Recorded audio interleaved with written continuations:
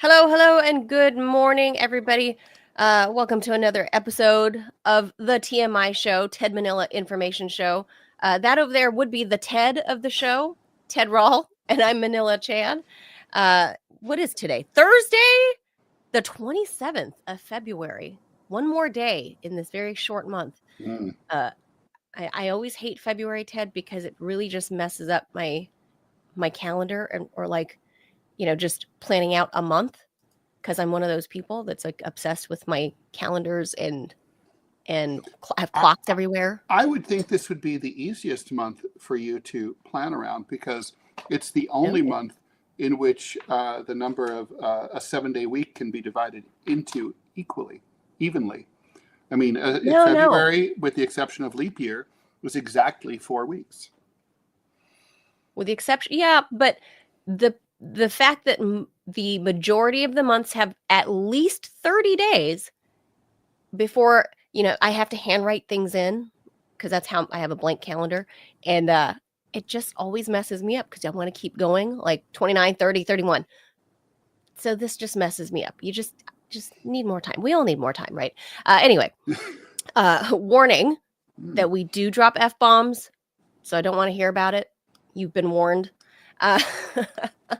We're live Monday through Friday, 10 a.m. Eastern. So please be sure to like and follow this show. We are continuing to try to grow this thing as we approach like 100 episodes. We're on 87, Ted. So we're trying to grow. It has slowed, obviously. We need your help. Please share this program if you can. Just anything you can do to help us grow and keep this thing going before Ted and I are forced to get real jobs. Oh, yeah. And I've already started, full transparency, I've already started applying to some of those. Oh, me too. Me too. Just in the past week or two. And not to say that media isn't a real job. It is. And it's actually quite draining, and a lot of actual behind the scenes work goes into it, believe it or not. There's a lot that goes on here that you don't see. Yeah. But you can imagine. I mean, you don't have to be a genius to imagine. Like, we have to know what we're going to talk about. We have to prepare. You have to research. We discuss and debate. And it's all the little things, like each finding videos, getting guests. Even the little things like creating the thumbnails, a new thumbnail every single day. Little description has to be written up for each show. And of course, fighting the big tech companies, Ted, because they're always trying to censor. So we're always fighting them. And otherwise, it's pretty not. The problem is it's really nonsensical. It's not like there's a clear set of rules. Like, if you never drive over 55 miles an hour on the highway, you'll never get a ticket. But that's not true about YouTube or something. I mean, I literally just had a video taken down in my not taken down. I've had my entire channel, limited to people over the age of 18 for completely inexplicably. There's nothing obscene about anything that's on my channel. There's no Ted Rawl porn there. No. And who would want that anyway? But there's there's none of that. And they took off. This was over something that I had posted 15 years ago and sat there for 15 years, unmolested, thousands of people looking at it, no muss, no fuss. Suddenly, and they're like, we have made this decision and it is unappealable. I mean, and we've had this is just one thing, and we've had my entire channel, my personal channel that has been sitting there for 12 or 15 years. I haven't posted anything to it for easily 16 or 18 months. And it was kind of just dormant and abandoned, and YouTube nuked the entire channel. The entire channel. There's nothing new. There was nothing. I haven't done anything. Nothing. Nuked the entire whole channel that has just lived there for more than a decade, never, ever breaking any content rules. So this is what we're up against, and we're always constantly, fighting big tech. So without your help, you guys are going to get stuck with mainstream media, and that's it. And if we learned anything from the Joy Reid show, Ted, you can do the grift for 3 to 5 years or whatever it was that she was on MSNBC with 60,000 viewers at any given time that her show was on. Do you know that was her average? I knew she didn't have. I mean, look, it's not just her. I knew her show wasn't very highly rated, even by MSNBC standards. But MSNBC itself overall has had really bad ratings for a long time. It was doing very well at one point. I mean, Yeah. but I think that was like the 90s. It's heyday. Go way Oh yeah, back. it's heydays, way The over. Keith I mean, Olbermann days, that's when they were really making Keith some money. Olbermann, there was Ed Schultz, Rachel Maddow did not have a show yet. She was just a contributor. I was a frequent guest on all the time. Heyday for MSNBC long over, and yet somehow those people continue to be employed, like Chris Hayes, Well, I think, I mean, the cliche in broadcast media is always that if you have the ratings, you're safe, but that's not really true. Bill O'Reilly. Yeah, Bill O'Reilly had the ratings, and Tucker. Yeah, that's right. On my old radio show in LA, I had the best ratings in the history of the radio station, which was very old for that time slot. Didn't matter. The new bosses came in, and they were like, all the lefties have to go, and that was it. That's wild. And then they replaced me with Marsha Clark. Oh God, with the bad hair. She was lawyer. The OJ DA. She did as good a job, making points on KFI as she did prosecuting OJ.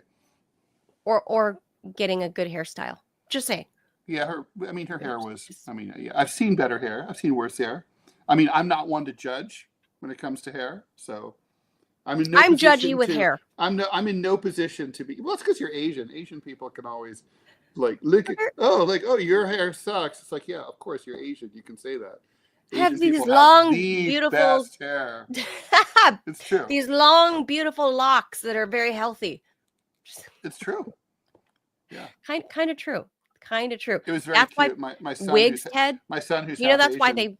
That's right. That's why they want Eric's hair too. I know. And the first time he has long hair. The first time he went to Asia, and he was like, it was amazing. It's like I'd never seen so many people with black hair, and I was like, most people in the world overwhelmingly have black hair. I mean, overwhelmingly. But it's probably 3/4 of humanity. The hair that's on demand, this is no joke, in the wig industry. Oh, I know. Is Asian hair. No. I've seen the signs in South Asian in hair salons here in New York.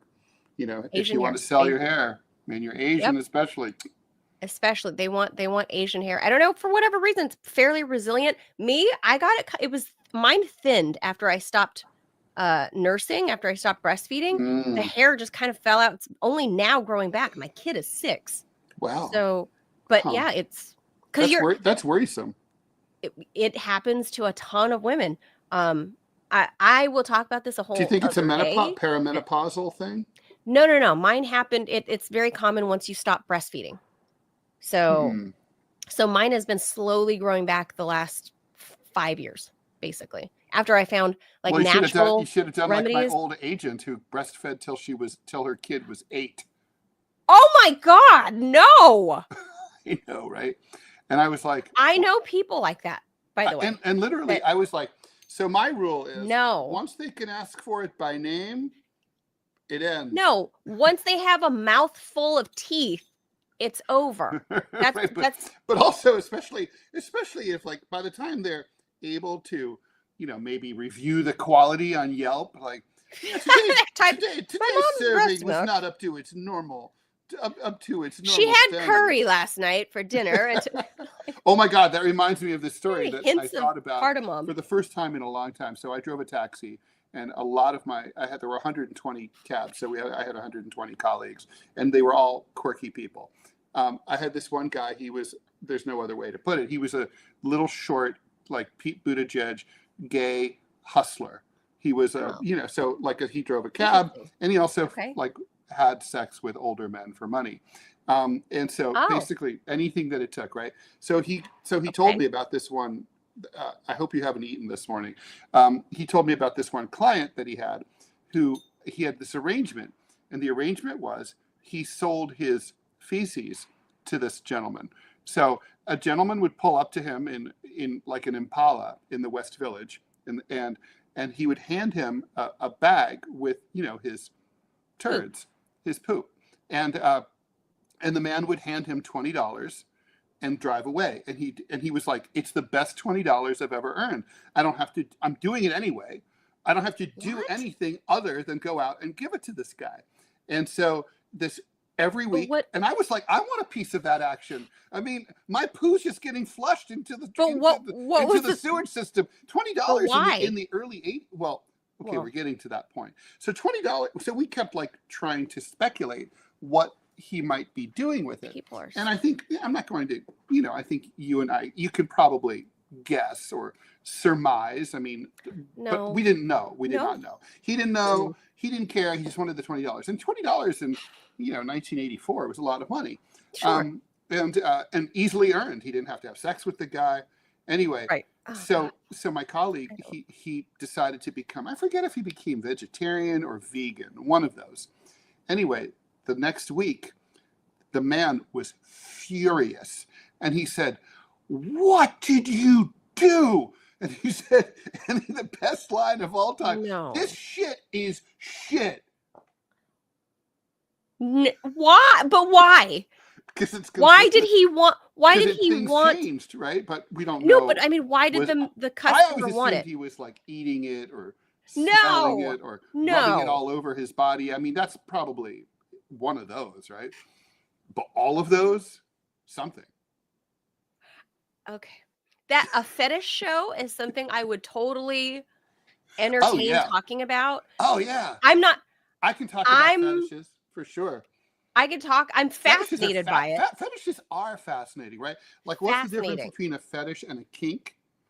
Is We there could a probably get a difference? sex educator on. We could I definitely. would totally. I would love to know more because that's way outside my realm, right? Like And it also impacts relationships. I mean, right? Like, so let's say, for example, you have we talked about foot fetishists, right? Like, let's say you have a fairly harmless fetish. I'd say foot fetish. foot. It's silly, but it's harmless, right? So, like, but then, like, if you don't share that, or you're not willing to, or you're disgusted by it or annoyed by it, will your relationship suffer as a result of, like your foot fetish partner is not getting any foot fetish action from you? Are they gonna Yeah, but then are they gonna like it. be like what's the word I'm looking for? Repressed. That's it. Oh well, I mean, I don't. I perhaps. mean, maybe. And maybe not. would let's say my husband had a foot fetish and I didn't know, and then I find out later that he was like going to these foot fetish sites or Right. a place, right, where he can watch live foot action At a happening. foot emporium. Yeah, like where like it's like a peephole Like, where you just see feet. yeah. Like, dude, just like, Or he goes to like Fashion Week, but he's just staring at the bottom looking at of the the ground, right, at catwalk. the He's feet. nothing above Like, the knee is of should interest at all. I feel slighted in some way that my husband hid Or a he's foot doing fetish downskirt. or He's doing instead of upskirt videos. right, He's doing opposite. downskirt. Down to Got the his phone ankles. pointed at the ground all the time. Wow. Should I Look at be those offended? calves. Like, yeah, Should he's I like? looking at Hillary Clinton videos, looking Ooh, at the calves. I would be offended by that, by the way, if it was like a Hillary Clinton thing. Like, you're looking at Hillary Clinton? Like, I'm so appalled. Well, But would you? I don't know. Well, That's a conversation to be had for no, sure. there's a huge conversation to be had. It is because there is a bit. People don't realize this. There is a huge industry, and I know people that have worked or still work or have these accounts. Nowadays, it's just accounts. Huge industry in like foot fetish in particular. Oh, sure. And other fetishes. It's a huge I have also economy met people in America. And I don't mean like, oh, I know a friend. I mean, I actually do have friends who have done that kind of thing. I know some people. So, we'll leave that there. Before we go into the news, we should point out that legendary actor Gene Hackman and his wife, he was 95. She was 63, only 63, found dead in their homes. Japanese. Yesterday, Japanese lady, concert But most pianist. importantly, the dog is dead also. And the dog. I'm going to go ahead and put this out there. I say carbon monoxide poisoning. I was going to say, is if there's a cat involved, he might be on the lam. And like, well, we don't know how. That's he true. killed We don't the know how whole many Hackman cats were in the brood. house. Like he had it with that dog. He had it with the Hackmans. No, I agree. Very weird. Carbon monoxide poisoning. Carbon monoxide. That's what I'm going to say. No carbon sign of foul monoxide. play. Yeah. Right. And he's 95, so I would understand if it was natural causes. She was only 63. Right. So no, and the dog too. And the dog. Like, right. Yeah. That's not normal, obviously. So No. I mean, it's obviously some sort of gas poisoning for sure. I'm gonna go with carbon monoxide. I'm one of these weirdos that have carbon monoxide monitors like all over the house. That's a good idea. Because it is seriously the silent killer. The reason I'm really weird about this stuff was because there was a whole family that lived, I don't know, half a mile from me, that where I grew up in Whittier, they died of carbon monoxide poisoning. Just one day, the kids weren't at school for a couple days, and then people, welfare Someone check. went to check on them. Welfare check. And yeah, whole family gone. Yeah, Robbie's whipping us into shape. We got to read through these. Yes, all right. Well, yeah, that's right. We have a key. Oh, yeah, we have a key. Well, our guest is coming on a little later than usual. Oh, yeah. So we're okay, Robbie. Don't worry. Yeah, we've got a few minutes. Okay, that's right. Okay. So with that, other than, I mean, wow, Gene Hackman, legendary actor. Maybe they all ate some bad shit. No more poop talk. Gross. That's not a fetish I would ever accept. Here, let me tell you about the weirdest fetish I've ever heard of. No. A friend of a friend, furries, was into casting. Have you heard of this fetish? It's the most obscure fetish I've ever heard of. I don't know what that is. So casting is a fetish. It's so obscure. I don't know if this is still true. When I looked it up on the internet, there was almost nothing about it. And the internet's primarily about sex and perversion. so it was casting is a fetish where you want your partner to be immobilized as if he or she had broken their arm or whatever, like in a cast, like when you break a limb or whatever. So it may be the entire body, maybe part of the body, maybe just one limb or whatever. Like playing dead, basically? No, it's not that. It's not playing dead. Like your partner is alive, but it's like they broke their leg, let's say, or they're in traction. So they're immobilized, and for a time, obviously it can't last forever, and you get off on that. And so this friend of a friend was dating a dude who was into that and wanted to do that, and she didn't know. She wanted to be supportive, but she didn't know how to handle it. And I was just thinking, I mean, that's kind of like, if you need that in your life, that's rough, because it's hard enough to find a partner anyway, right? It's just someone that you can stand each other. I'm opening You're both a can of worms to each other, but to be to find someone who's even just open to something that's that esoteric. I mean, you're down to 1 in a million now. I'm opening a can of worms here, but it is said that the former president's son, the first son, Hunter Biden, had a lot of fetishes and kinks. Really? Name one or two. Well, for example, they like the domination thing.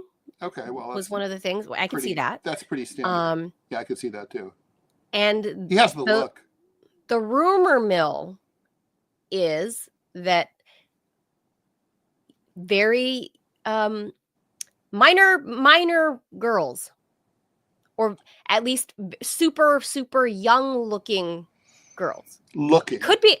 I mean, we don't know, right? I mean, because we don't know. But well, that's allegedly, of course, that's beyond kink. That's illegal. That part, right? But then, of course, there are women that look extremely young. Kink. It's an illegal kink, right? Right, but there are, of course, women who look extremely young, and I guess it works. I don't know if that's a preference or if that's a kink, right? There are rumors about his time going to the the Balkans and to Eastern Europe. And specifically, this is not in the headlines, but it's pertinent. It looks like the Attorney General, Pam Bondi, today is probably going to release those Epstein documents today. Speaking of sex tourism, involving that's what they said. Women. Yeah. That's what they said about the first son, and that when he would, you remember, because he was on the board at the Ukrainian oil company, so he was out there quite a bit, and well, I don't think he really was out there quite a bit. Well, for this, it was Okay. rumored that he liked to engage in videotaping Oh, his sex acts with wow. well, we don't know if they're women or girls, but they appear to be young. Mm. Because I've seen some of these videos, and I mean, these days you don't But know if that's not, I you're mean, looking at. okay, so I mean, it's We don't know if it's interesting, but it's AI. not We don't really, know if I wouldn't say that's a kink though, you know? I mean, I'm not saying fetish. it's right. I just wouldn't say it's a kink. Not Well, that I don't kinks know, are but wrong, you know? see, I don't know the difference. They're interchangeable words to me. All I know is that I didn't mean to open a can of worms about Hunter Biden because I mean maybe we've all just let the Bidens off go away into the sunset, Not me. especially because I'm like really remember these days. If you're criticizing Trump over, like for example, his insane video of the Trump Gaza video that he released yesterday, which is fine. You're allowed. I'm allowed fine, to criticize him for that. But if you whatever, were gross. silent as by Genocide Joe presided over the destruction of Gaza, Don't want to hear it. yeah, just be quiet. Just like we don't. And Yeah, you can just shut up like for the rest of your life, and that's like fine. Yeah. and remember we can't Hunter no matter what comes out about him. Anything before 2014 maybe, but then the statute of limitations would have probably passed. But between 2014 to 2020, end of 2024, he's golden. Remember, he has a full Oh, that's true. pre-pardon or whatever. 2014 to 2024. Yeah, that's right. There's a So 10-year gap yeah, in they his life could where he's literally fully find, protected. as long as it's a federal case, right? He could still be charged with a local or state charge. So So or maybe national. I don't know, but I've seen yeah, yeah, weird that's an stuff that interesting I question. If he's would charged prefer with not to see. something But like in Thailand, right, does the pardon indemnify him from possibly being extradited to I a don't know. country that has an extradition Maybe treaty? I do not know the answer to that. I don't know. I because I've never entertained this idea, but I feel like there are a lot of things that will come out in the near future Oh, I about would the be Biden surprised family. if nothing comes out from these Epstein documents. Oh, Epstein documents. Somebody's going to dig into the Biden family. I mean, they've been partly leaked, but there's more. So anyway, yeah. So that's what. Welcome to this show. If you're brand new, we're just kind of all over the place. But we'll actually get to the headline news right Today now. with I more promise. shit eating. Hunter Biden and his shit-eating grin. Puts a whole different spin on that, Ted. All right, let's get to headlines before our guest pops on.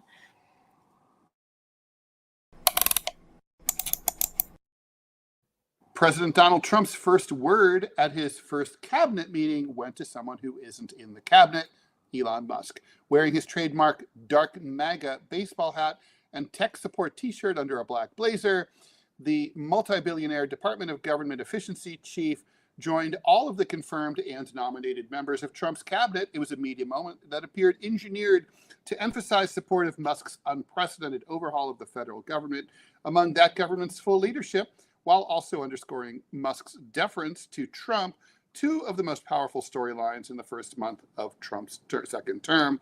Is anyone unhappy with Elon? If you are, we'll throw him out of here, Trump said. One member could be heard shouting, "Grateful!" And the cabinet applauded Musk, who is hell-bent on taking a chainsaw Awkwardly to the bureaucracy they oversee. I mean, it's, I don't know. I didn't, I mean, it was definitely a media moment, but I would not say it was like.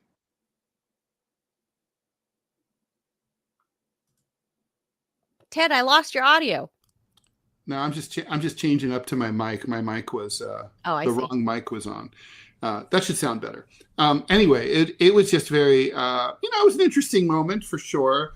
It is weird. I guess it's weird that you have a guy who really isn't authorized really to conduct all these layoffs, that he's doing it. I mean, I wonder if you could just sort of say, if you're fired, you could just be like, yeah, no, we're not doing that. You can't fire me. I'm staying.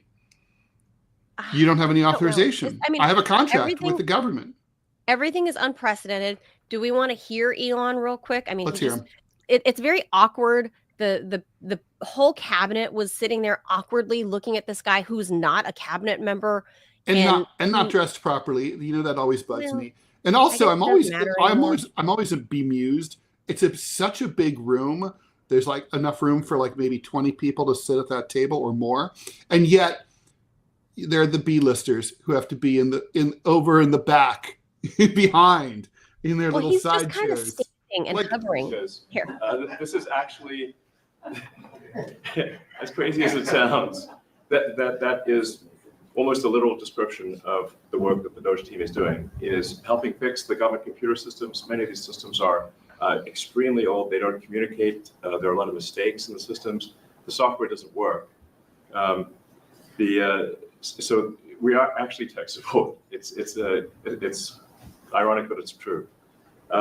The overall goal here with the Doge team is to help address the enormous deficit. We simply cannot sustain as a country $2 trillion deficits. The interest rates, just the interest on the national debt, now exceeds the Defense Department spending. We spend a lot on the Defense Department, but we're spending like over $1 trillion on interest. If this continues, the country will become de facto bankrupt. It's not an optional thing; it is an essential thing. That's the reason I'm here, and taking a lot of flack and getting a lot of death threats. By the way, I mean, I'd like to stack them up, you know. But if we don't do this, America will go bankrupt. That's why it has to be done. I'm confident at this point, knock on wood, you know, knock on my wooden head, there's got a lot of wood up there, that we can actually find $1 trillion in savings. That would be roughly 15% of the $7 trillion budget. And obviously that can only be done with the support of everyone in this room. And I'd like to thank everyone for your support. Thank you very much. This can only be done with your support. So it's really, Doge is a support function for the president and for the agencies and departments to help achieve those savings and to effectively find 15% in reduction in fraud and waste. And we bring the receipts. So people say like, well, is this real? Just go to doge.gov. We line item by line item, we specify each item. So, and I should say, we will make mistakes. We won't be perfect, but when we make mistakes, we'll fix it very quickly. So for example, with USAID, one of the things we accidentally canceled very briefly was Ebola prevention. I think we all want Ebola prevention. So we restored the Ebola prevention immediately. I'm just going to pause. Thank God. Yeah, I mean, there's literally a new outbreak in Western Africa of something that's not Ebola, right? And it's like not, Ebola, yeah. Right. So, like, dude, I get that it makes for great sound bites and makes for great stage moments at CPAC with a freaking chainsaw or whatever, but this is real life. You know, like this, it's not your private company where if you muck up the system, you know, the computer system, and there's a glitch or whatever, that's a simple fix. This is real life with real people involved. And you know, you can't, as much as I would love to see a net savings of our tax dollars, number one, maybe end the war and stop sending money to Ukraine for no reason. Start with that and then go down. But you start with the big items first. Just closing programs for no fucking reason without actually digging into it and knowing what the end results of those program ends might mean. You're creating a disaster. It's just chaos all around DC. And all of these guys around the table, you see how awkwardly they're like, because they know they're not comfortable with what's happening. And they're afraid to speak up. Because Donald Trump's like, we all love Elon, right? No one's unhappy with Elon, right? And everyone's kind of like, yeah, okay. Because no one wants to tell the emperor that he's naked. That's what's happening. That's true. No, there's some terrible management going on here from Elon as well. You know, I mean, the only positive thing here that I can see is that there's more transparency than there was under Biden. I mean, I don't even remember if we ever saw a cabinet meeting televised under Biden. That's a big I don't deal. think so. And Jill hosted the second one. He only had like 2. Yeah. Jill he literally. I mean, I feel like I mean, I'm surprised. To me, I think a cabinet meeting should be a weekly event if you're the president of the United States. Like, why not? Once a week, know. you come in and you Maybe. tell us what's going on, you know? Yeah, at least a brief update. But yeah, I mean, that should tell you all we needed to know about the Biden administration, that he had like 2 of them or Yeah. maybe 3, and Jill hosted one of them. So that should tell you everything about the Biden administration. And then the fact that, of course, it's never been aired, all but the first greetings, hello, photo ops or whatever. That's all we saw from Biden. But now, sure, I appreciate the transparency, but with it being this transparent, it's bringing the receipts for all of us to see how, in which ways they are fucking up. But now that they are fucking up and we can see, they need to fix the parts that they're fucking up. You can't just be like, here, we're cutting shit, right? Doge, we're here to cut shit. And then here are the receipts, applaud us for bringing receipts. Okay, you brought the receipts, but I'm showing you where you fucked up. So remedy that. They're not exactly doing that at this point. They're just like, woohoo, chainsaw everything. Yeah. And that's no way to run an actual government that, Now, manages there will be millions of lives. There will be prices to pay. There's going to be things that get screwed up, and some of them, or one or more of them, is going to be big. And we don't know what it's going to be, but it will happen, and that will cost Trump politically, no question about it. Speaking of Trump, Trump has threatened to slap 25% tariffs on the EU, claiming the 27-country bloc was formed to screw the United States. Speaking at his first cabinet meeting, the president said that he would soon release details of the latest tariff threats. We have made a decision and will be announcing it very soon. It'll be 25%, he said. The EU vowed to respond firmly and immediately, signaling that it stands ready to retaliate swiftly. The bloc is the U.S.'s third largest trading partner, next to China. Trump says he'll slap 25% tariffs on Canada and Mexico next week. He didn't give any further details, but mentioned cars and said the levies would be applied generally, and that'll be on cars and all other things, he said. Trump has made a series of announcements about imposing tariffs on the biggest trading partners, but has repeatedly delayed the levies against Canada and Mexico. Earlier this week, he defended tariffs and said that foreign cars, drugs, and semiconductor chips will be hit within weeks. According to Bloomberg, Trump's tariffs could hit as much as $29.3 billion US dollars of the bloc's exports. The EU has pledged to retaliate, of course. The EU sees no justification for the imposition of tariffs on its exports. We will react to protect the interests of European businesses, workers, and consumers from unjustified measures, the bloc's executive body said earlier this month. I don't have a lot to say about that. I don't either. But I will say I kind of don't disagree with him that he says the EU was formed to destroy the U.S. Yeah, that's exaggeration. It wasn't. I mean, the intention wasn't to destroy the U.S., but it was certainly to counter U.S. Economic and cultural hegemony, and it was meant to be a counterweight to the U.S. dollar and to U.S. influence throughout Western and Central Europe. So I think that's true. You know, I think, question I don't, about that. Right. I don't think the motive was, hey, let's screw with the U.S. by forming a bloc. I don't think that was it. No. But its existence is serving that exact purpose, is that because they're a bloc, they have a lot more power over the U.S. than the U.S. wants for them to have. That's what this is. This is a power struggle. Yeah. So that's all it is. But given that the bloc has become, I wouldn't say as powerful as the U.S., but a very close second, right? There are prices to pay when you're that bloc, like losing your sovereignty, having to fucking agree with everybody in the bloc. Like there are rules, on this topic we all have to have consensus but on this topic, no, you can go your own way. It's just a mishmash of things. And I think the biggest takeaway from the EU is like, one, you've destroyed individual countries, every state's sovereignty, more than I think they like to admit. And two, I think for many states, like the Deutschmark or the French franc, you've destroyed their local economies by making it, a euro and not the franc or the Deutschmark. Mhm. They have less control. And again, goes to sovereignty, their food and all of that. There's less controls over it, and the migration crisis, people being human smuggling going back and forth. So there's a lot of shit involved with the EU, because they are still independent nation states in a group, whereas the United States, we're just one country that's very big.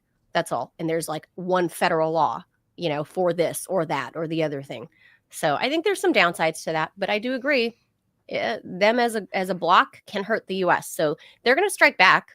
And I think it's going to hurt us as the consumers. So Donald Trump, thanks. Yeah, of course, obviously, it seems like it's a negotiating tactic on Trump's, as we've seen with Canada and Mexico, where he threatens the sanction, the tariff, and then it's like delays it pending negotiations. So well, he says it's going to start on Monday, on the 3rd. Yeah, I remember what happened with, was it Colombia, the country? No, Mexico. Mexico. Colombia also. Right, Colombia, like it lasted for like over the weekend, and then like it ended. A meeting by a panel of science advisors to choose flu strains to include in a vaccine for next fall has been canceled, according to a committee member, raising concerns that RFK Jr., the new head of Health and Human Services, may be influencing U.S. policy on vaxes. Paul Offit, a member of the FDA's panel, and a doctor at Children's Hospital in Philly, confirmed to Endpoints News that the meeting by the Vaccines and Related Biological Products Advisory Committee had been canceled. The meeting was supposed to happen March 13th. It typically meets at the start of every year to give drug makers enough time to ramp up production of tens of millions of flu vaccine doses. Kennedy, during his confirmation hearings, said that he wouldn't take any steps whatsoever to interfere in vaccine policy or discourage people from using them, but said he would undertake a study of vax safety. It wasn't immediately clear if he had any role in the meeting cancellation or really exactly what happened, but you can see why people might be nervous. This, of course, comes on the heels of that measles outbreak in Texas, where at least one kid has died after being hospitalized following being infected. Yeah, I think this is a little bit of jumping to conclusions, right? That they're like, oh, it's canceled because RFK is the HHS secretary. It's now we're just not going to have any. Maybe not. Maybe it'll just happen 2 weeks later or whatever. Right. Maybe it's just canceled for now because the Trump administration's got all this shit cooking, and there we go with the shit again. All this stuff happening all at once. And they just need some time to settle in. I mean, the dude was just confirmed a week ago, right? Like a week and a half ago. Yeah, and he's a falconer, and his falcons need tending. He might be out falconing right now, and that might get in the way of the meeting. Well, he was, at that meeting yesterday, with Trump's whole cabinet. And so you could tell his you could tell his mind was wandering and thinking of his falcons, and like he's like, they're out in the hills. They need me. Well, my falcons are calling. It's like, you think he thinks about his falcons more than he thinks about his hot wife? Yeah, I have to admit, I think Cheryl Hines is very cute. But if I had cool falcons sitting at home, I'd be thinking about them more. Oh my God. Oh, geez. Okay. Well, again, I'm not going to speculate on this. There's a myriad of reasons as to why a meeting, just one meeting, can be canceled. I mean, just think about for us, like when we try to do our own little show meeting, we have to move things, so can you imagine a whole group of scientists, bureaucrats, like trying to get this whole thing there. And there's Cheryl Hines, trying to get everybody in one room for the first big meeting. So this is one of those, maybe it's story and maybe it's not a story. I don't know. Yeah. So I don't know, but I do think there's cause for some people to speculate, but that's all. But they need to underscore that it's speculation. They should not say for sure that, oh, it's because he's a vaccine skeptic. Like, ooh, who knows? Anti-vax.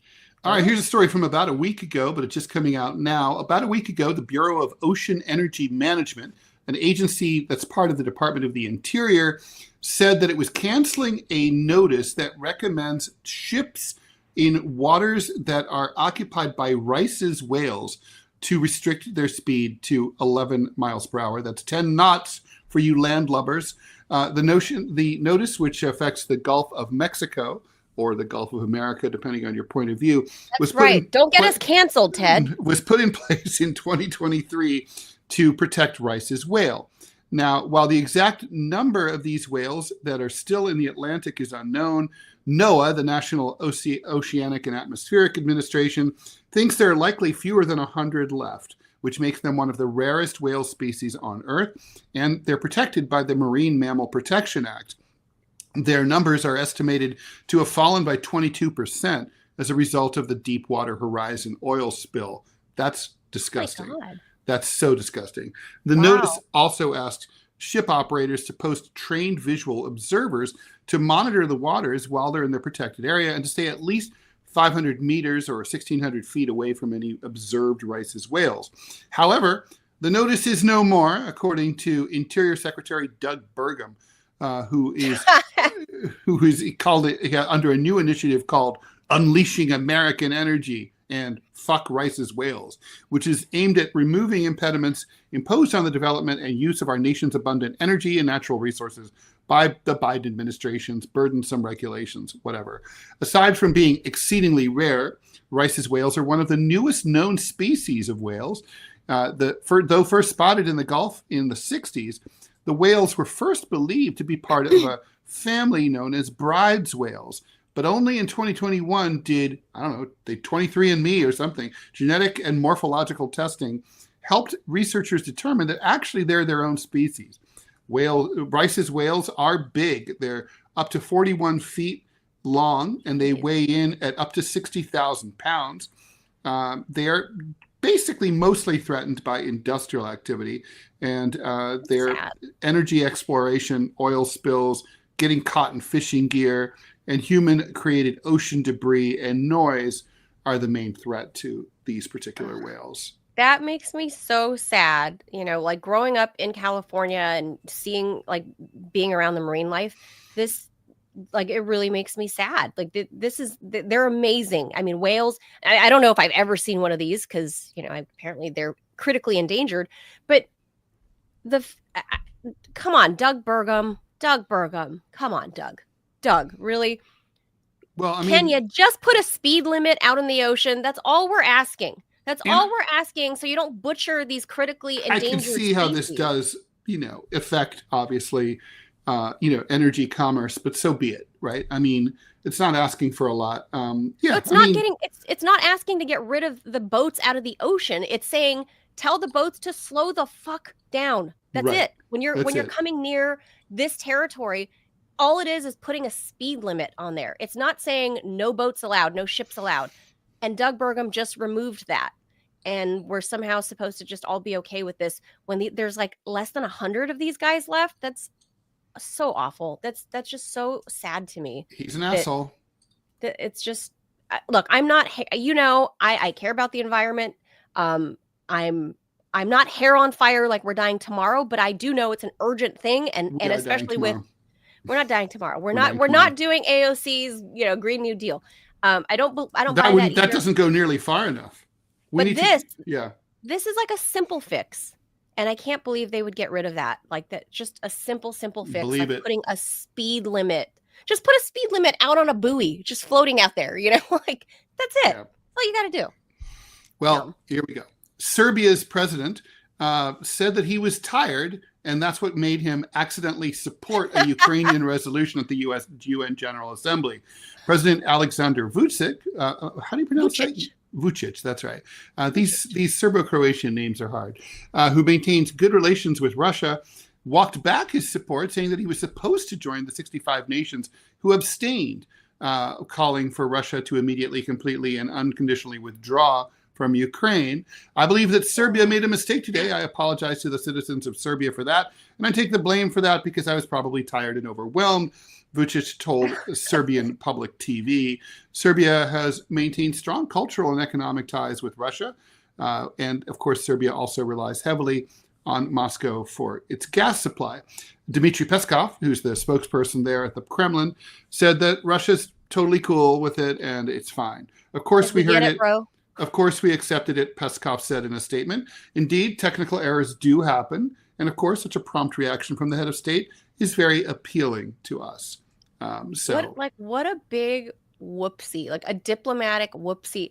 Like, how do you, like, I can't believe that you can be like, I was so tired when I was at the UN. I pressed the wrong button. I think it's a button. I voted. I'm pretty sure it is a button. It's a button. I pressed the wrong button at my desk. I'm sorry. I think that I believe him. I think that's an easy mistake to make because there were two competing resolutions on the same issue. So he may have thought they were talking about the one he wanted to vote for that was Russia was in favor of, and not the other one.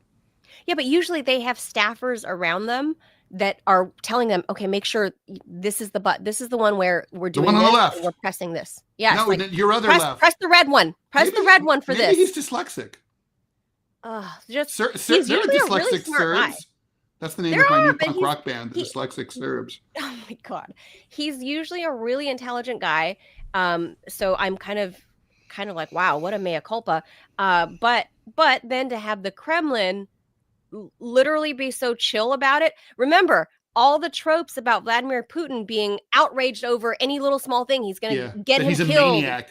No, he's a maniac. He's going to kill him. That's hilarious, right? Because the one thing that if you read the Philip Short biography of him, if Vladimir Putin is anything, he's calm.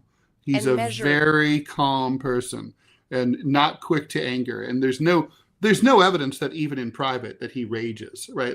It's not like people who've like left the Kremlin have ever said like, oh my God, the way like a lot of American, like Joe Biden, or Trump, right? I mean, Trump famously threw what was it, a bowl of pasta at the wall because he was so pissed about something. Oh, I've never heard that. Bill Clinton personally cursed about me when he saw one of my cartoons in the newspaper.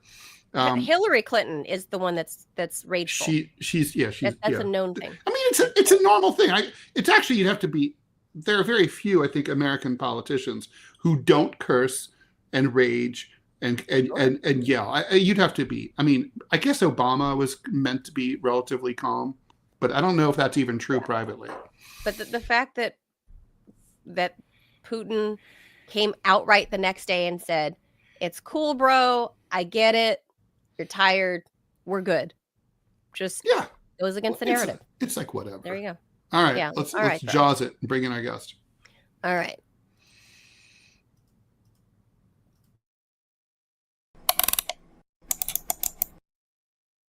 So we're going to talk about the economy. Historically, Bloomberg has used a recession probability model that incorporates factors like housing permits, consumer sentiment, corporate profit outlooks, and Treasury yield gaps. It doesn't always work, though. For example, in October of 2022, Bloomberg projected a 100% chance of recession by October of 2023, driven by aggressive Federal Reserve rate hikes, tightening financial conditions, and persistent inflation. Obviously, that didn't happen. Here we go again. Consumer confidence fell this month by the most since August 2021 on concerns about the outlook for the broader economy, that according to Bloomberg. Many consumers actually think we will see a recession later this year. That pessimism has more than half of consumers putting off major life plans due to their uncertainty over the future state of the economy and the possible consequences of Trump's tariffs. Of those, about a third said that they're putting off buying a house, while I was going to say probably the interest rates and the lack of housing stock might have something to do with that, while 1 in 6 have put off education plans. Maybe they think, well, under Trump, you don't really need to be educated. And 1 in 8 have pushed back retirement. And that, I think, is an actually useful measure. Joining us to talk about this is friend of the show, Achilles Laria. He's the CEO and founder of Laria Wealth Management and the author of the book Wise Up With Your Money. Check out his new YouTube channel, Achilles Laria 1061. Aquiles Larrea 1061. Achilles, thanks for joining us here on the TMI show. Thank you for having me. And I'm still worried. You guys still got me worried about the whales in the previous segment. Put a buoy out there. Come on, I agree. Put a speed limit out there. Come on. That they're getting chopped up by the boats. And these are endangered species. There's not You even remember, 100 of them left. that's so scary. And like RFK Jr., I know it's not his department, he's HHS, but he is a known, old school environmentalist. You would think he would speak up and say, hey, Doug Burgum, what's up with this, man? Like, put a buoy out Doug there with a wants to speed kill limit. him. Doug wants to get rid of him. He wants more. He wants more species that could do work for us. I know. Oh, I'm so sad about that, and I'm sad about our economy. Like, should we be? That's the first question. I think. Should we be? I mean, I feel I'm not so convinced that we're about to, go tits up. Recession? Yeah, I'm not convinced of that at all. How about let's ask the expert. Guys, the R word, really right now? Come on. All right, let's break it down. Let's break it down. All right. How do you have a recession? 2 negative GDP quarters. Okay, so 6 months worth of GDP at a negative growth rate. First off, the growth rate in the economy, although slowing down, is still moving at a pace that I'm comfortable with. Unemployment is still somewhat controlled at this point. So the factors, those are the 2 biggest factors that I see for the R word to get yourself all crazy about and worked up. Guys, it's not happening right now. I don't see it. Maybe I'm missing the boat on something here, but what I think at this point is that we are definitely in a bit of a slowdown. The question now becomes, is it the tariffs going to throw us into a higher inflation mode, which thereby starts curtailing the growth, starts upticking the unemployment, and driving us towards the R word? That really is the question. And possibly contributed by rising unemployment due to laid off federal workers. How much of a factor could that be? That's such a small segment right now versus the population as a whole, but it is a concern, of course. But at this particular point, it doesn't, you can go and find 100,000 jobs more, and fire all those people. You're still not going to have a percentage move to the downside that people are saying. Right now, there's a lot of anger out there because he was going to say he's going to bring down prices. The administration said they were going to bring down prices, going to help find more employment, and they're doing the exact opposite under the guise of, hey, we're just cleaning up the mess that the previous administration put in there.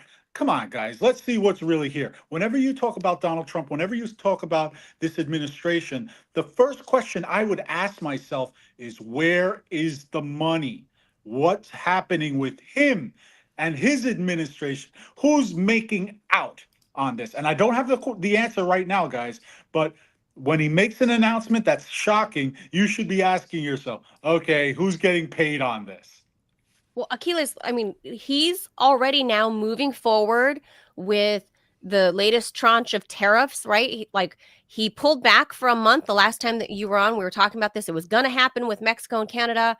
And now he says he's going through with it. And he says it's coming on Monday. The cost of everything has gone up. I mean, I know everyone's like hyped up about the eggs right now because obviously it's a kitchen staple. Everybody has to have eggs in there, to make, a lot of dishes. I would say in my household, we love eggs. But everyone's frothed up about that. But now you have this new trade war looming, not only with our neighbors, but overseas in Europe. Ultimately, isn't that price hike going to be paid for by the consumer? And how are we going to afford that? Yeah, that's a great question, and it's a great observation. So what I see is exactly that happen. The pricing of current goods and services are not going anywhere anytime soon. All right. I don't care what this administration says. The reason being is, as you said, once the tariffs start hitting us, we are paying it from day one. From day one, because those costs are going to be passed on to the consumers. We are going to pay a lot of money for it, and there is no relief in sight for high-priced goods, in my opinion, at this particular point in time. Also, you have to ask yourself, beyond that, look to history. Anytime the United States went into a protectionist or isolation mode.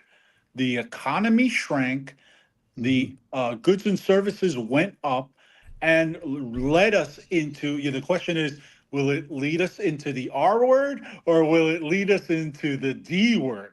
All right. Now, I'm Mm. not going there just yet. I don't believe that we're heading towards the R word just yet. But this is, I can most certainly see why some economists are saying, yeah, this could possibly happen towards the end of the year and what have. I don't believe that. I think there were more factors in 2 years ago for Mhm. a recession, to appear. And I Achilles, really thought we were going to have one 2 years ago. let me ask you Me I, about too. two yeah, questions. First, one sort of micro, one sort of macro. So micro, um, is there still? It's my feeling that there's still pent up demand from the COVID lockdown, right, for consumers that are still they're still looking to go out, buy stuff, travel. The airports are crowded. It just seems like. So I'm just wondering if that's your assessment as well. And then my other question um, is the idea of the traditional question of recession versus non-recession versus, obviously we haven't seen a depression in a century, but I mean, is that metric maybe no longer useful to describe the current situation?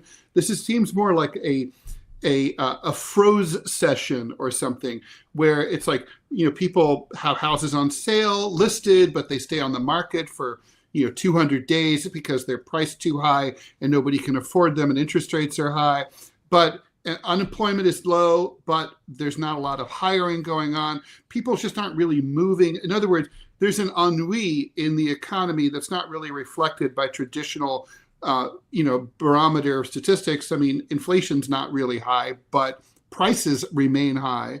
So, people are still like unable to really afford the rent and other things. So is there something else going on, something new going on that probably could be described differently? I think it's a lot, it's this fear, uncertainty, and doubt going on right now, the FUD.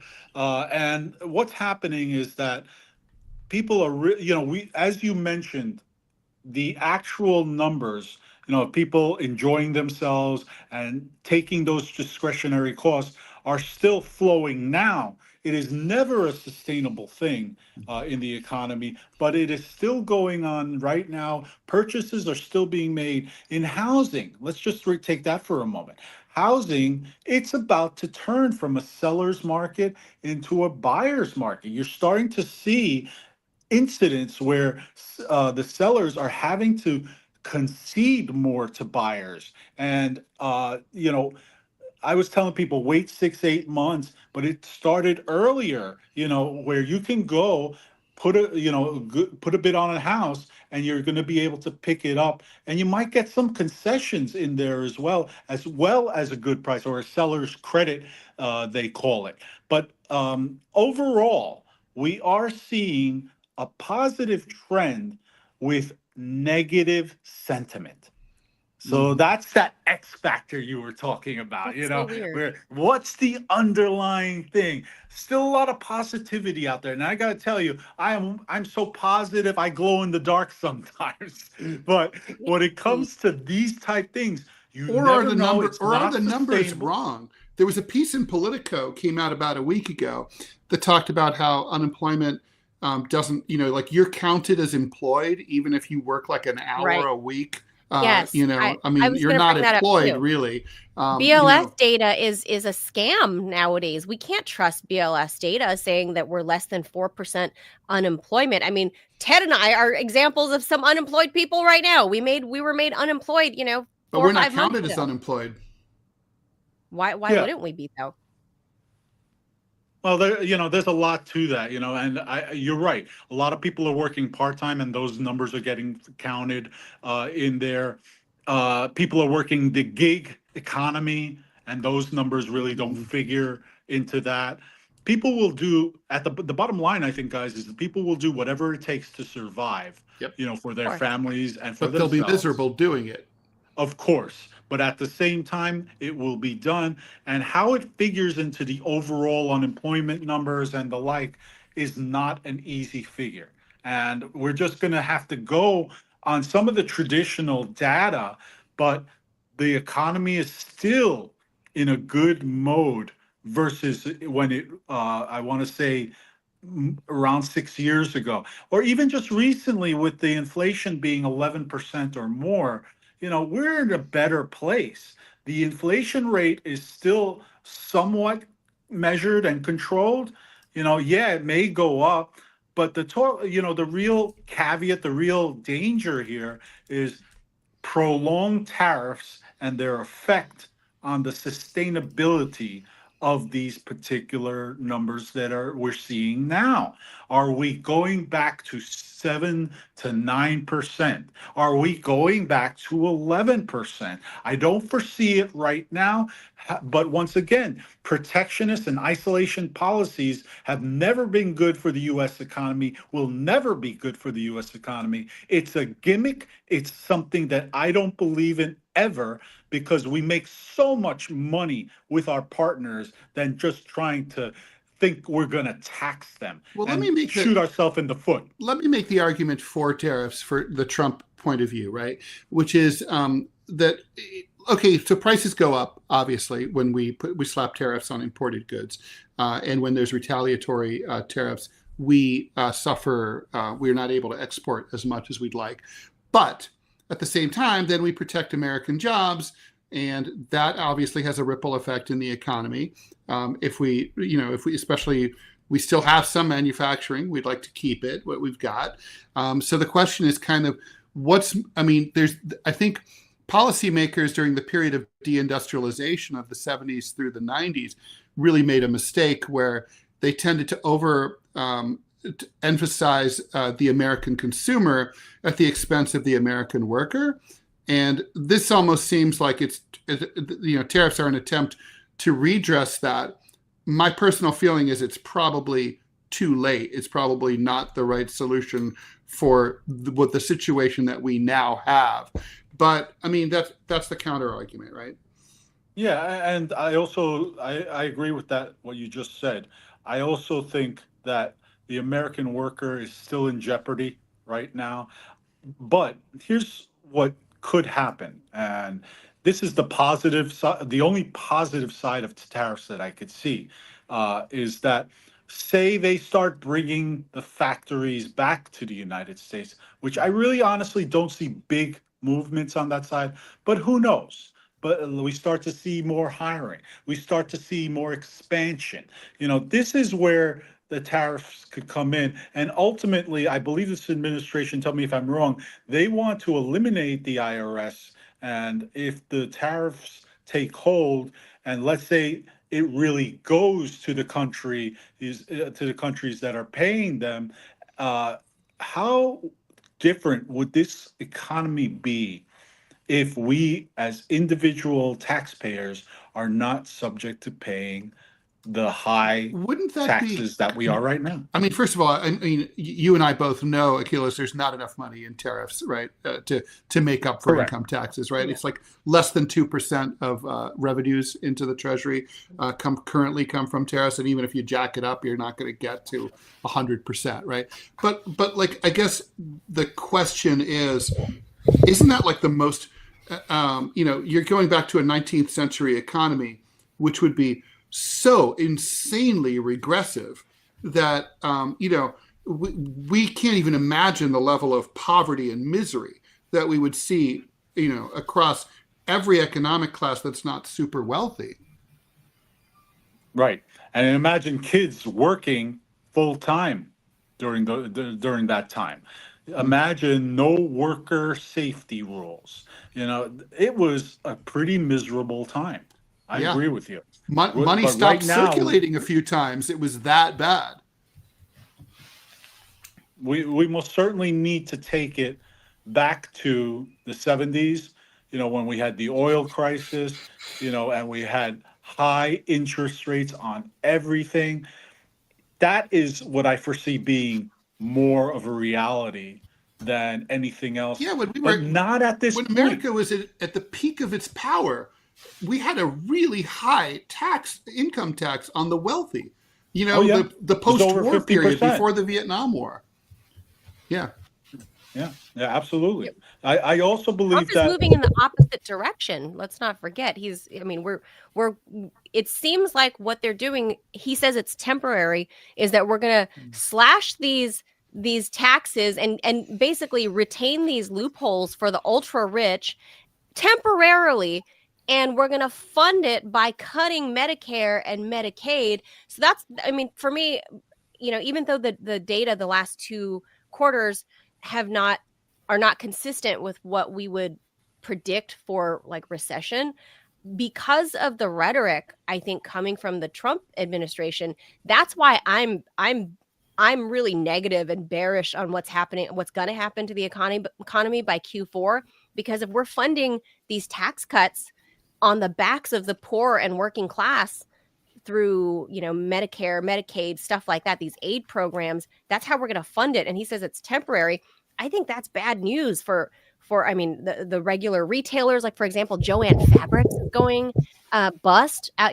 All 800 stores being closed. All these different stores are going belly up, and we're not seeing anything but these Silicon Valley bros really expanding their empires. And they don't hire anyone is the problem. Right. I mean, I don't know if there's really to me. You guys correct me if I'm wrong. I think the daylight I'm seeing between Achilles and you, Manila, here is about timing. I think what I'm hearing Achilles say is it's not going to happen this year. It could happen, but if it happens, it'll be later. Yeah, absolutely. I actually think that if it's going to happen, it would probably be either first quarter of the year or second quarter of the year. Mm-hmm. And I don't think it's not going to be as bad as people are saying. Right. But once again, the administration could completely reverse course. They've done it several times already in its brief tenure. So as far as that's concerned, it could completely do a 180 and they get rid of some of those policies because they see very quickly that they don't work. But who knows, guys? It's not really a sustainability thing. What if, I pose this to you guys, what if the economies that we're slapping these tariffs on play ball? That's going to be a completely different ball of wax. We're going to also see growth. We're going to see unemployment remain controlled. And those are the factors I think they that will go play into ball. What's that? I think they will play ball. I think we've already seen that with Colombia. Well, we saw it with Mexico, and we're definitely going to see it with Canada. It's just easier. It's the path of least resistance. Play ball, play nice, and make money. That way your particular country continues to grow. Yeah, Robbie, you've got a question for Achilles. Yeah, just real quick. One of the things that Elon Musk was saying in his earlier soundbite that we played was that one of the reasons he was taking a chainsaw to the federal government was because of the national debt, trying to get the deficits down, trying to get spending under control. My question to you is, does the national debt even matter anymore with it being as big as it is? And if it does matter, why would they be pushing for tax cuts for the rich instead of keeping revenues up to pay down that debt? It doesn't make any sense. It seems like they're talking out both sides of their mouth. And I don't understand. Yeah. Administration speak with forked tongue. Yeah, absolutely. I agree with you on that. Robbie, great question. What I think, if you go a little bit further with what you're talking about, you have to ask yourself, all right, we're going to do all these policies, yet at the same time, we're giving the rich a tax cut because they still believe in that nonsense of trickle-down economics. Because that's absolute nonsense, and it's been proven that it. Or really do they believe it, or work. are they just saying it as an excuse just to get what they want? That's it. It's a measure of control, in my opinion. So, does the national debt even matter? Is there even a point in trying to pay it down at this point? We've had national debt since the Revolutionary War, and people they gasp. Oh my God, it's this and all that wonderful stuff, when they should be saying to themselves, the type of debt that we have, a big portion of that we've had for a long time, and it's good debt.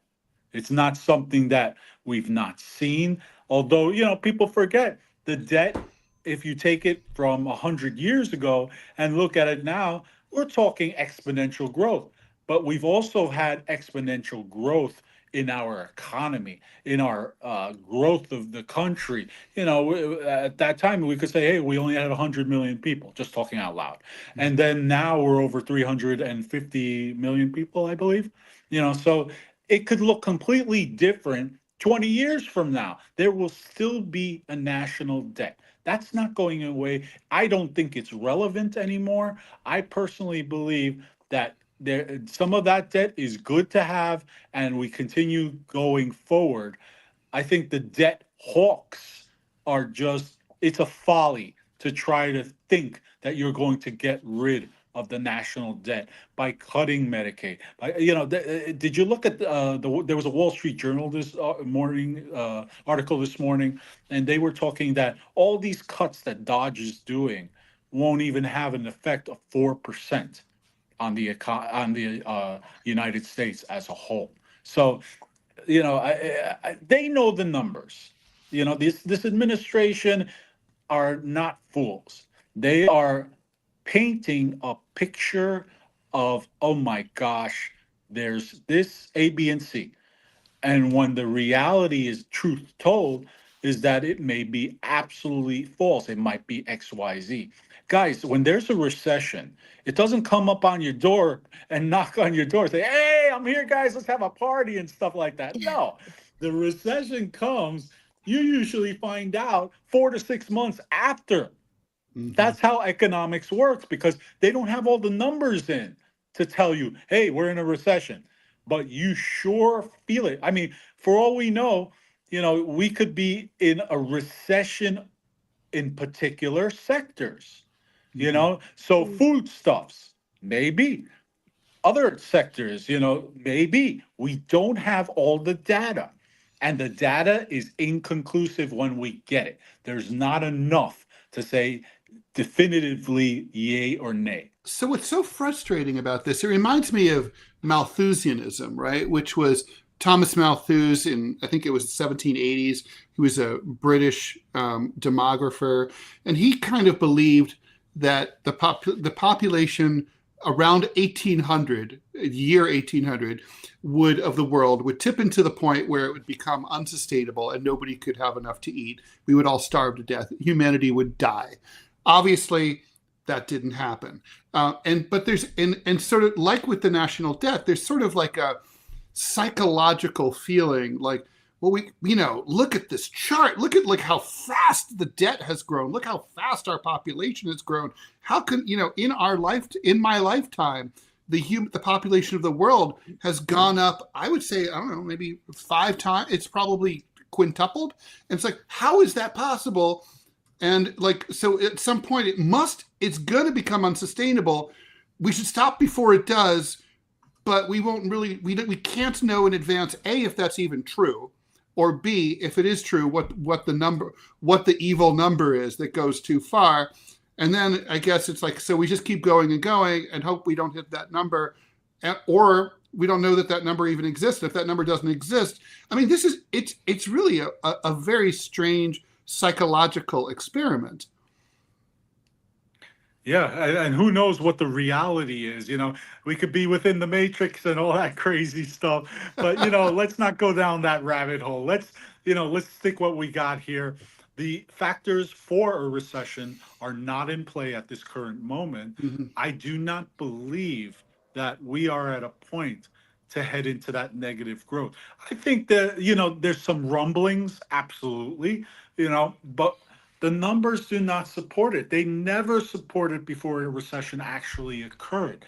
There are some signals, but I don't believe that we are at that point, guys. Maybe as a freelancer, year. I'm a canary in the coal mine. I've always known when a recession was upon us before it was declared, because when that happened, my payments started to come slower, or some of my clients would go out of business while I was waiting to be paid, or I would get cancellations. I mean, anyone who's a freelancer and supplies to a very strapped industry like journalism you just know it.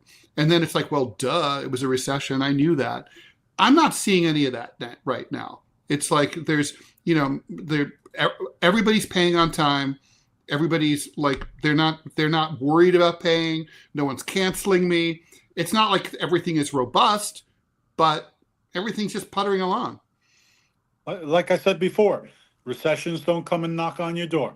They don't say, hey, come on, what recessions do, you feel the pinch. Like you said, you feel the pinch before the pinch arrives. Before you see the pincher. The jaws. Behave yourself, Who's Manila. Like, Stop damn it, pinching, who's Ted. pinching? That's great. Like, where did that hand come from? And it just creeps up behind you. I agree. I think personally, I think it's gonna happen before Q1 of next year. I'm gonna call Q4. Last thing I want to pick your brain about, Achilles, before we let you go, is, I mean, how is Wall Street responding to all of this? Because obviously there's a mishmash. It's a mixed bag of things coming from Trump, right? Like all of these big tech companies, these meme coins, just everything is all over the place. How is Wall Street responding to this? This is your area of expertise, your wheelhouse. How is Wall Street responding? Because however they respond, it does have ripple effects to us regular folks, the consumers, like Jane Doe out at the grocery store. Yeah, absolutely. Let's first and foremost call the canary in the coal mine, like Ted said. What I see, especially on the street right now, is the fact that we've had a run-up of 10% in 2 months we're just getting the correction now, so we're seeing that movement to the downside. It's, what I tell my clients, this is normal. This is how you have an efficient market. All right. This is not a long-term trend. Nothing that I've seen on the investments that we are in says that. As we talked about before, orders are still coming in. There is still growth guidance by these companies to the upside. AI is in its infancy. It's like a little baby. It's not even 2 months old. All he can do is cry, kick, and scream, and of course go to the bathroom. So you take care of the diaper. But overall, the overall economy over the stock market, should we say, is in a positive trend because we see how resilient the stock market comes back there's a lot of volatility, so it sure freaks everybody who doesn't know about volatility in the market out. It freaks you out a little bit, but the resilience that we have seen in the market honestly has been somewhat breathtaking. And I foresee more of the same this year, that we're going to see run up, correction throughout the year, and still walk away double-digit returns in the market. I see fund managers, hedge fund managers, private equities gearing up to make a ton of money this year. Present company, we're included. We're doing the same thing. We think that our clients are going to do really well. Maybe not as well as last year, but definitely above 10% year to date, barring any calamity long term or swan event like we saw back in the pandemic. But I really don't see that at this point. I don't see anything supporting that at this particular point. So I'm going to call the recession, as I said before, between Q1 and Q2 of 26. And I'm also going to call for a new high in the S&P and in the Dow Jones that will occur over and over again this year. Don't be surprised if you see it happen more than once. So that would obviously have some political implications for the midterms. Absolutely. It's people, they don't touch anything in the midterms if the economy's going great. Yes. So it might be more of the status quo. But if it starts falling apart and we start having long-term corrections, we're absolutely, the consumer, like they did in this election, they're going to ask themselves, well, what you're doing is not working, and maybe we need to try something new. which Right. would be logical. And, you can't blame the voters for doing that. We'll see. Yeah. I mean, that's all anybody can do is we'll see, right? I mean, this the thing for presidential elections, they say, ask yourself, were you better off 4 years ago? And with these midterms, it's very simple. It's fresh wounds, because they'll say, were you better off 2 years ago? Right? For Congress, like, were you better off 2 years ago? People can think back that. And Trump and That the recent. Republicans will not have the usual defense. I'm not sure how effective it ever is, but he inherited this economy when he came into power from Biden. It takes a while for his. I mean, because he's so brash and so radical, and he's made big promises about, like, only I can fix it, about everything. He owns it. He owns everything. No question about it. And that rhetoric is going to most certainly ramp up in a shorter period of time. Like you said, right before the midterms, people are definitely going to ask those hard questions. They're already doing it now. Look at all these contentious town hall meetings that the Republican side is having with their voters, because the voters have not foreseen, or they have not seen any change in the daily cost of living. And that was what the Republicans ran on.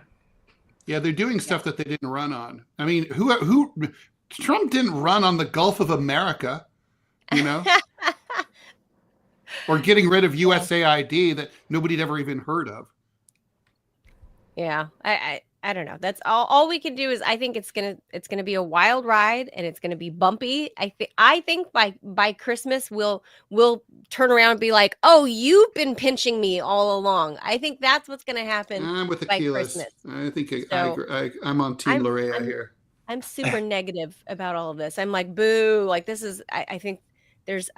It's my spidey senses. I'm gonna say my reporter spidey senses that I feel something's not right. My cartoonist senses say, yeah, next year maybe. I think it's not right. I think it's coming sooner, but we'll see. We'll see. Of course, we'll invite you back on, as always, to kind of break it all down, because you're there. You deal with clients, you deal with Wall Street. You kind of get a sense of both, right? And see how confident they are, especially if your clients are not feeling confident.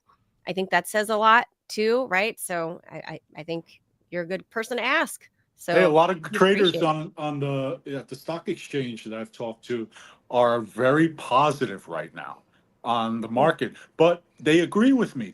We need the corrections. We need to have that uncertainty and that regression back to the mean, as they say. They famously say, we need the regression to the mean to keep what I call the poker game that is the market honest. So we need that. Don't be afraid of it if you're an investor, and if you're not sure, talk with your advisor. Talk with someone who actually has knowledge in this arena. Yeah. Bottom line, whether it's my timeline or yours, the point is the pinch is coming, and it will reveal itself in the very near future. That's the takeaway. It's coming.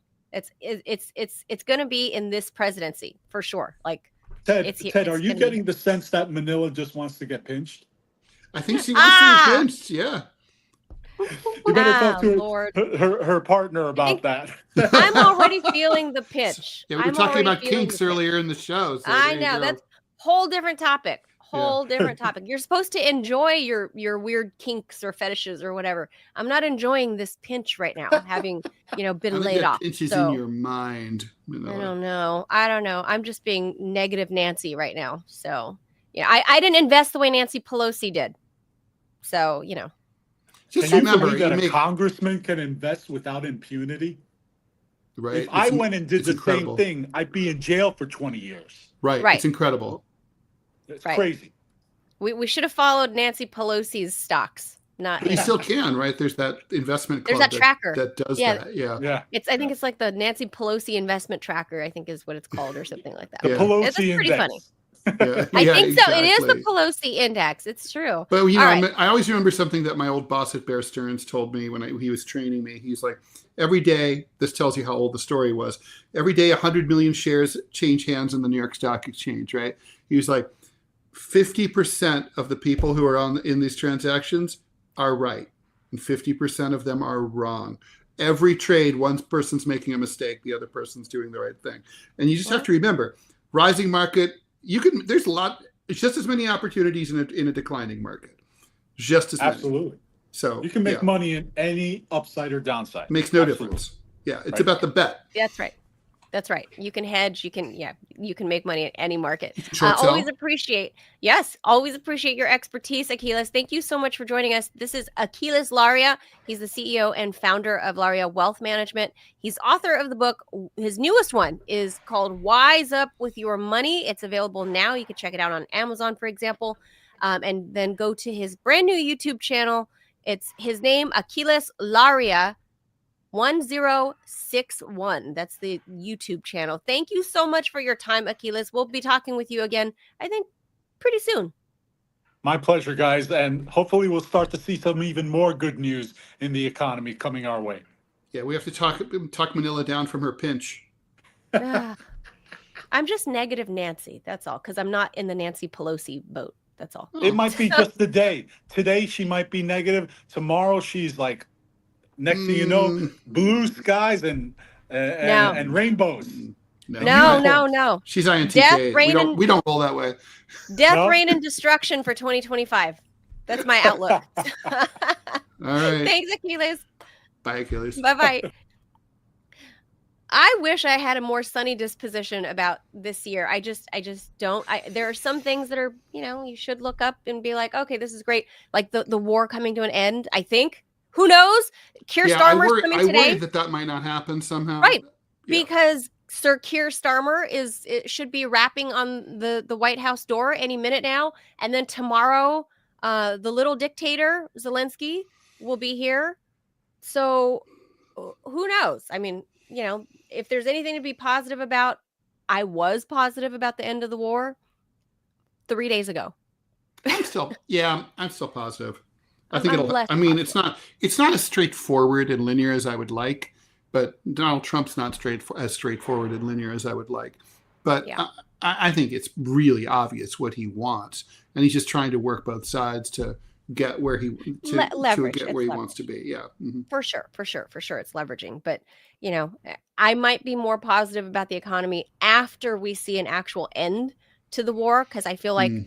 We're not in a traditional wartime economy, because usually when we're in a wartime economy, things are better. Well, if not better. Proxy war is never that exciting, Yeah, I know. I guess it's that caveat, the proxy war. Anyway, that is going to do it for us, guys. Make sure you guys hit the like and the follow, the subscribe button, whatever platform you're consuming this on, to help us grow this thing, so we can keep on going and be back here again tomorrow and tomorrow and tomorrow and the next day. Ted, final last words before I send us out? Oh, not at all. See you tomorrow. Hasta mañana, guys. Thanks for being here. See you tomorrow. Bye. Bye.